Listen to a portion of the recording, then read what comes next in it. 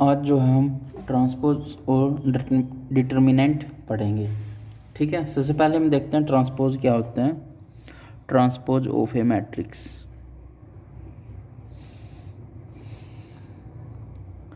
Of matrix, ठीक है। हम जानते हैं कोई एक मैट्रिक्स होती है हमारे पास, ठीक है, A11, A12, A21 और A22। ठीक है, ये कल बता दिया था A11 कैसे बनता है, A12 क्या होता है। ओके, तो ये होती है मैट्रिक्स। अब इसका ट्रांसपोज का मतलब क्या होता है। मैट्रिक्स के अंदर ये होता है रो, है ना, और ये क्या होता है कॉलम।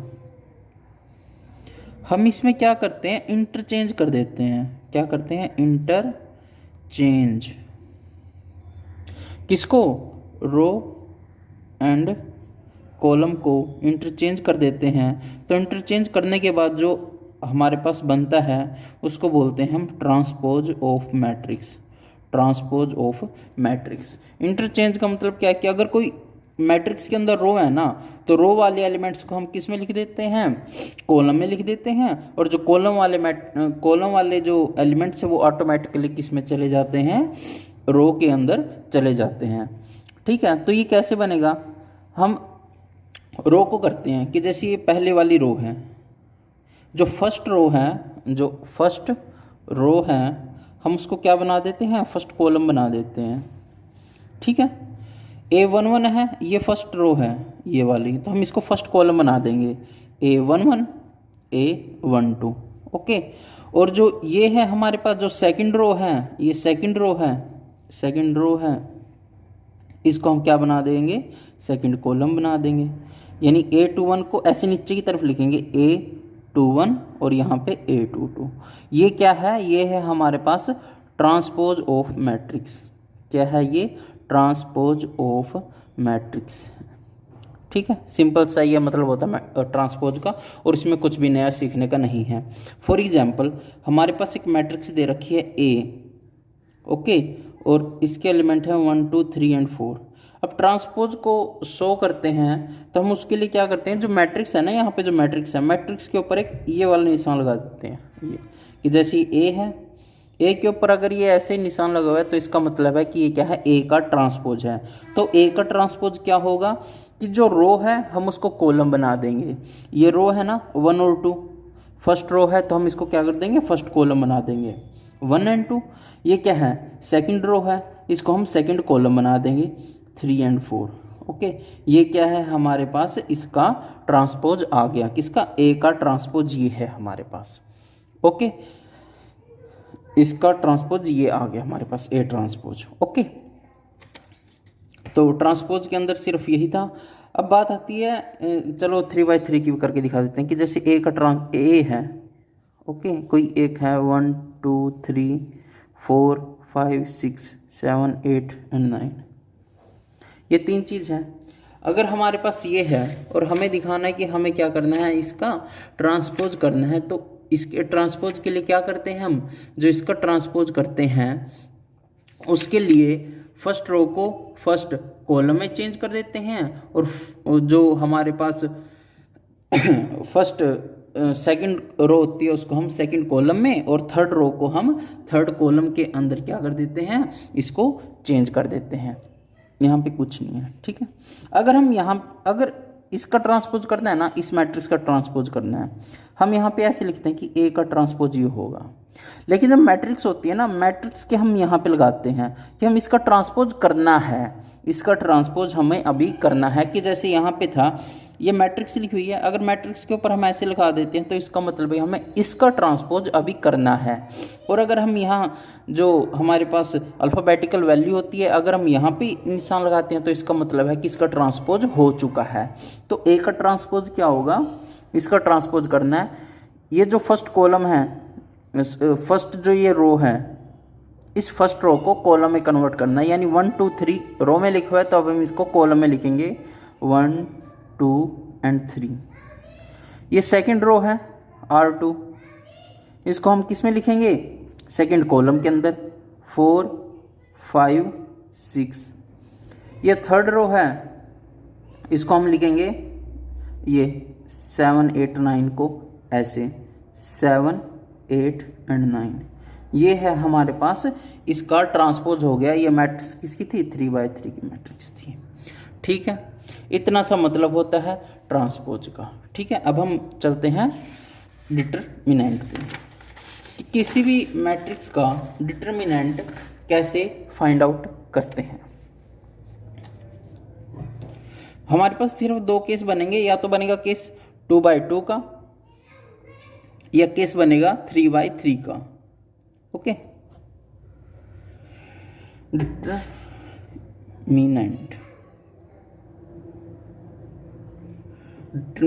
ओके, तो इसके लिए हम क्या करते हैं कि जैसे मैं इससे समझा देता हूँ। एक मैट्रिक्स एलिमेंट 2x2 की 1 2 3 एंड 4, 1 2 3 एंड 4, हमें क्या करना है? इसका डिटरमिनेंट निकालना है। तो सबसे पहले तो हम ये कि डिटरमिनेंट के लिए हम यहाँ पर निशान कौन सा लगाएंगे कि इसका सिंबल क्या होगा? ए है। इसके दोनों तरफ हम ऐसे ये दो लाइन्स लगा देते हैं। ठीक है, ये सीधी लाइन लग जाएगी, यानी ये होगा। अब यहाँ पे ब्रैकेट की बजाय ये चीज़ लगेगी 1 2 3 एंड 4। इसका मतलब है अगर कहीं पर भी ऐसे लिखा है ना, ये नंबर लिखे और बिल्कुल स्ट्रेट लाइन से, इसका मतलब हमें इसका डिटरमिनेंट निकालना है। तो देखो ये 2x2 की है। 2x2 में तो कुछ नहीं करना होता। 2x2 में क्या है? इसकी मल्टीप्लाई इसके साथ करनी होती है। 1 × 4, इसकी मल्टीप्लाई इसके साथ। उसके बाद आता है निशान माइनस का, माइनस करके इसकी मल्टीप्लाई इसके साथ 3 × 2। ओके, क्या बन गया? 4 × 1 4 -3 × 2 6। इसका क्या आ गया? ये -2 आ गया। इसका डिटरमिनेंट की वैल्यू क्या आ गई? -2। ठीक है, ये तो आसान होगा, किसी को कोई प्रॉब्लम नहीं होगी इसमें। ओके, और एक होती है हमारे पास 3x3 की मैट्रिक्स। मैट्रिक्स किसकी होती है? 3x3 की। ओके, अब 3x3 की एक मैट्रिक्स ले लेते हैं। 1 2 3 0 0, यहाँ पे 4 ले लेते हैं। 4 5 7 और 8 9। ठीक है, ये मैट्रिक्स ले ली। 1 2 3 0 4 5 9 7 8। ठीक है, हमें क्या करना है? हमें इसका डिटरमिनेंट निकालना है। सॉरी, ये सीधी लाइन आएगी ऐसे। ठीक है, 1 2 3 0 4 5 9 7 8। अब इसका डिटरमिनेंट कैसे निकालते हैं? इसका डिटरमिनेंट निकालने के लिए बिल्कुल एक सिंपल सा फार्मूला है। हम इसको क्या करते हैं? इसको एक्सपेंड करते हैं। एक्सपेंड अलोंग रो 1 R1। ये है R1, ये है R2, ये है R3। ठीक है, हमने यहाँ पे क्या बोला? Expand along R1। इसका मतलब क्या है कि जो R1 वाले एलिमेंट्स है ना, यहाँ से एक्सपेंड करते चलेंगे हम। पहले इसके देखेंगे, फिर यहाँ पे और फिर यहाँ पे। अब करना कैसे है? देखो क्या करना होता है, जो ये एलिमेंट है ना, इसको सेम टू सेम यहाँ पे लिख लो। जो भी यहाँ पे है इसको सेम टू सेम यहाँ लिख लो। ठीक है, उसके बाद क्या कर दो? उसके बाद लगानी है ब्रैकेट। उसके बाद क्या लगानी है? ब्रैकेट। जो ये एलिमेंट है ना, जो एलिमेंट हमने यहाँ पे लिखा, इसके साथ वाला जो ये कॉलम है और इसके साथ वाली जो रो है, इन दोनों को छोड़ के इस रो को और इसको कॉलम को, इन दोनों को छोड़ के कोरस्पोंडिंग जो इसमें कॉलम है और कोरस्पोंडिंग जो रो है, इसको छोड़ के जो बाकी दो ये बचे हैं ना, ये 4 बचे हैं, इनके आपस में क्या करनी है? मल्टीप्लाई करनी है। अब वो मल्टीप्लाई कैसे करनी है? जैसे हमने यहाँ पे किया था ना, क्रॉस मल्टीप्लाई की, जैसे 1 की 4 के साथ, 3 की 2 के साथ और बीच में माइनस का निशान आ जाएगा। सेम टू सेम यहाँ पे है। 4 की मल्टीप्लाई किसके साथ? 8 के साथ, माइनस 7 की मल्टीप्लाई किसके साथ? 5 के साथ। ठीक है, आ गया समझ में? तो हम क्या करेंगे? सबसे पहले के लिए क्या करेंगे? 4 की मल्टीप्लाई 8 के साथ। 4 × 8, 4 × 8 बीच में क्या आएगा, माइनस आएगा। अब 7 की मल्टीप्लाई किसके साथ, 5 के साथ, 7 × 5। अब बीच में क्या आएगा, माइनस, बीच में क्या आएगा, माइनस आएगा। ये पहले वाला कर दिया।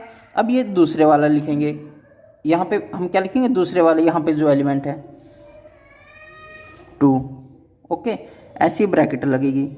जब हम ये वाला एलिमेंट ले रहे थे तो हमने क्या किया, इसके जो कोरस्पोंडिंग जो रो और कॉलम थे हमने इसको हाइड कर लिया था। इसी तरह से जब हम इसके अलोंग करेंगे तो इसके अलोंग जो ये है हमारे पास, ये है रो और ये क्या है, कॉलम है। तो अब हमारे पास क्या बच गया, 0, 5, 9 और 8, हमें यही दिख रहा है ना। तो 0 की मल्टीप्लाई 8 के साथ होगी, 9 की मल्टीप्लाई 5 के साथ होगी, और जो ये मल्टीप्लाई होगी ना, ये ऐसे वाली मल्टीप्लाई ये पहले होगी, यानी 0 × 8 पहले होगा, 0 × 8, बीच में वही माइनस का निशान, और 9 की मल्टीप्लाई 5 के साथ, 9 × 5। तो यहाँ पे प्लस माइनस, यहाँ पे भी क्या आएगा, प्लस आएगा, यहाँ पर क्या आएगा, प्लस आएगा। हमने फर्स्ट कर लिया, सेकंड कर लिया, अब थर्ड की बारी है। थर्ड में हम क्या करेंगे, ये जो थर्ड है ना, थर्ड 3 लिखा हुआ है जो यहाँ पे, इस एलिमेंट के कोरस्पोंडिंग रो ये है, कॉलम ये है, हम इनको क्या कर लेंगे, हाइड कर लेंगे। अब क्या बच गया, 0, 4, 9 और 7। तो 0 की मल्टीप्लाई 7 के साथ, माइनस 9 × 4। ओके, तो सबसे पहले 3 लिख लेंगे, 0 की मल्टीप्लाई 7 के साथ, माइनस में 9 की मल्टीप्लाई 4 के साथ। ओके, अब सिंपल इनको सोल्व करना है। तो 1 है, लिखने की जरूरत नहीं, 8 × 4 32, माइनस 7 × 5 35, यहाँ पे माइनस लग जाएगा, 2 ऐसे कैसे, 0 × 8 0, माइनस 9 × 5 45। ओके, प्लस 3 ऐसे कैसे, 0 × 7 0, 9 × 4 36। ओके, तो यहाँ पे क्या बचेगा, -3, 32 माइनस 35, -3, माइनस ये क्या हो जाएगा, 0 हो जाएगा ना।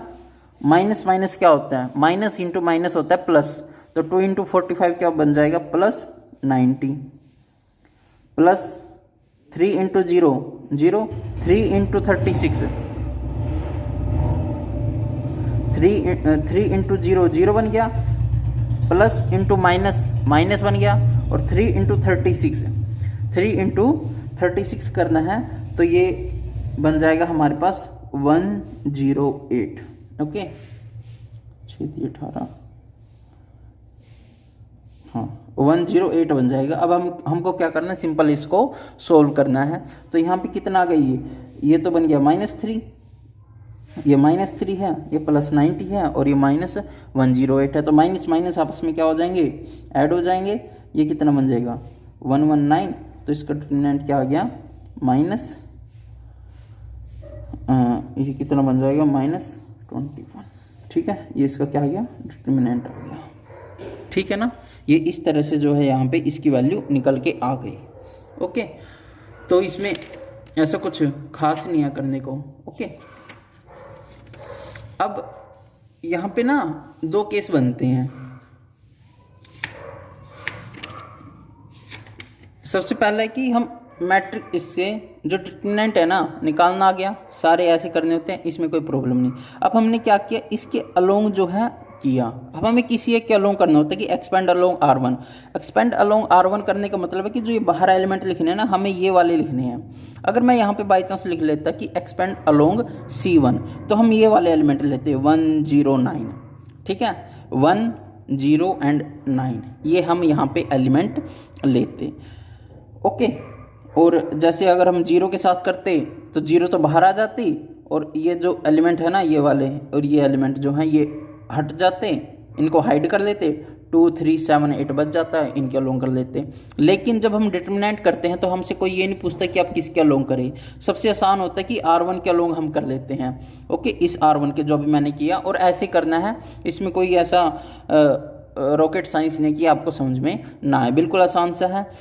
सिर्फ इसके अलोंग आपको क्या करना है, एक्सपेंड करना है। इसके अलोंग करेंगे तो इस तरह से आपको जो है रिजल्ट आ जाएगा, और आपकी डिटरमिनेंट की वैल्यू निकल के आ जाएगी। Okay, is it clear. अब यहाँ पे 2 चीज़ हैं बताने को। हमारे पास क्वेश्चन आता है कि find out matrix is singular और नोट, कि कोई मैट्रिक्स सिंगुलर है या नहीं है। तो हमें किस तरह से पता लगता है कि कोई मैट्रिक्स सिंगुलर है या नहीं? तो इसके लिए क्या करते हैं, हम उस मैट्रिक्स का क्या करते हैं, डिटर्मिनेंट निकालते हैं। क्या निकालते हैं? हम उस मैट्रिक्स का डिटर्मिनेंट निकालते हैं। कि डिटर्मिनेंट निकाल दिया, उसके बाद उसकी कुछ ना कुछ वैल्यू आएगी। अगर उसकी वैल्यू आ गई 0 या फिर एक वैल्यू आएगी उसकी वैल्यू जो है नॉन जीरो है, ये दो ही वैल्यू आ सकती हैं। नॉन जीरो में पॉजिटिव भी हो सकता है और नॉन जीरो में नेगेटिव भी हो सकता है।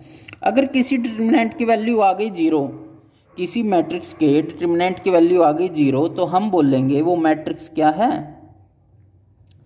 सिंगुलर है। और उस मैट्रिक्स की वैल्यू आ गई नॉन जीरो, तो हम बोलेंगे वो मैट्रिक्स क्या है, नॉन सिंगुलर है। वो मैट्रिक्स क्या है, नॉन सिंगुलर है। ये दो केस बनते हैं। आपके पास मैट्रिक्स दे के रखेंगे, जैसे क्वेश्चन में दे के रखेगा find out matrix is singular और नॉट। फाइंड आउट मैट्रिक्स, कोई मैट्रिक्स ले लीजिए, जैसे A 2 1 3 4। Find out whether, find out जो A है सिंगुलर है, सिंगुलर है या नहीं है। तो इसके लिए हम क्या करते हैं, इसका डिटर्मिनेंट निकाल लेंगे। कैसे निकलेगा, 4, सबसे पहले इसकी मल्टीपल इसके साथ 4 × 2 -3 × 1, तो ये कितना बन गया 6 - 3, तो इसकी वैल्यू कितनी आएगी 3। नॉन जीरो वैल्यू है तो ये मैट्रिक्स क्या है, नॉन सिंगुलर मैट्रिक्स है। ओके, दो चीज़ और आते हैं कि कोई मैट्रिक्स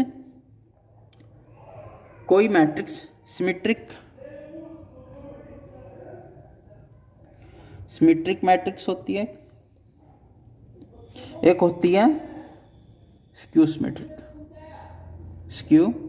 सिमेट्रिक मैट्रिक्स। इस पे भी कई बार सीधा क्वेश्चन आ जाता है कि कोई मैट्रिक्स, ये मैट्रिक्स दे रखी है, ये मैट्रिक्स स्क्यू सिमेट्रिक है या सिमेट्रिक मैट्रिक्स है।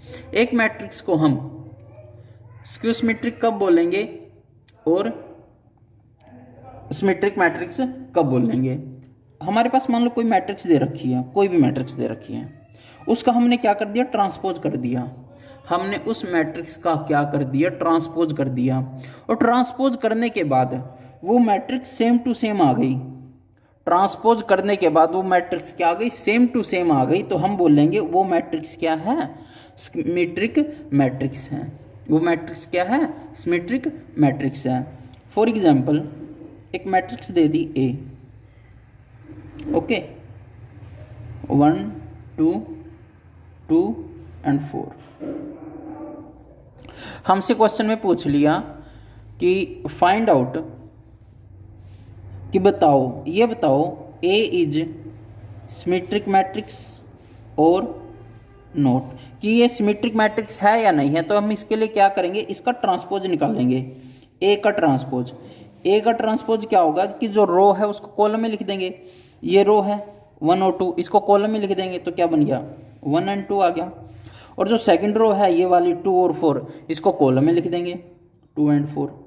अब यहाँ से ये देखो कि जो ओरिजिनल मैट्रिक्स है A और जो हमने इसका ट्रांसपोज किया, दोनों सेम है ना, 1 2 2 4 है, 1 2 2 4 है। तो हम कह सकते हैं कि ये दोनों ये मैट्रिक्स क्या है, एक सिमेट्रिक मैट्रिक्स है। ओके, अब दूसरा आता है स्क्यू सिमेट्रिक। स्क्यू सिमेट्रिक क्या होती है कि कोई मैट्रिक्स दे रखी है A और हमने A का क्या कर दिया, ट्रांसपोज कर दिया। A का हमने क्या कर दिया, ट्रांसपोज कर दिया। और ट्रांसपोज करने के बाद जो हमारी मैट्रिक्स बनी वो -A बनी है, तो हम उस मैट्रिक्स को क्या बोलेंगे, स्क्यू सिमेट्रिक मैट्रिक्स बोलेंगे। फॉर एग्जाम्पल एक मैट्रिक्स दे रखी है A 0 -2 2 और 0, इसका हम क्या करेंगे, ट्रांसपोज करेंगे। हमको ये पूछ लिया कि ये बताओ ये मैट्रिक्स है वो स्क्यू सिमेट्रिक है या नहीं है। तो उसके लिए क्या करना है, हमें A का ट्रांसपोज करना है। तो इसका ट्रांसपोज क्या होगा कि जो कॉलम लिखे हुए हैं उसको रो में कन्वर्ट कर देंगे, ओके, और जो रो लिखी हुई है उसको कॉलम में, तो 0 और -2 रो है तो इसको फर्स्ट कॉलम में लिख लेंगे। यहाँ पे ये है 2 0 तो इसको ऐसे लिख लेंगे। ओके, अब हम क्या करते हैं, इसमें से माइनस कॉमन ले लेते हैं। माइनस क्या कर लिया, कॉमन ले लिया। माइनस कॉमन लेने का मतलब है कि जो पॉजिटिव है अंदर वो नेगेटिव बन जाएगा और जो नेगेटिव है वो क्या बन जाएगा, पॉजिटिव बन जाएगा। तो 0 को क्या पॉजिटिव क्या नेगेटिव, 0 तो 0, यहाँ पे ये पॉजिटिव है तो ये क्या हो जाएगा नेगेटिव, ये नेगेटिव है तो ये क्या हो जाएगा पॉजिटिव, और ये 0 का 0। ओके, अब यहाँ पे ये देखो मैट्रिक्स A और ये वाली दोनों की वैल्यू सेम है ना, 0 0 -2 2 2 0 0। ये -1 तो बाहर है ना, -1 ऐसे बाहर। ओके, और ये अंदर क्या है, A है, तो ये क्या है -A। तो A का ट्रांसपोज -A के बराबर आ गया ना, तो हम कह सकते हैं कि जो ये मैट्रिक्स है ये क्या है, स्क्यू सिमेट्रिक मैट्रिक्स है। ओके, तो इस लेक्चर में इतना ही। हम सेकंड लेक्चर, इसके बाद जो होगा हमारा वो लास्ट लेक्चर होगा, उसमें हम 3 चीज़ें कैलकुलेट करेंगे, minor, cofactor, adjoint and inverse. ठीक है, सो आज के लिए इतना ही।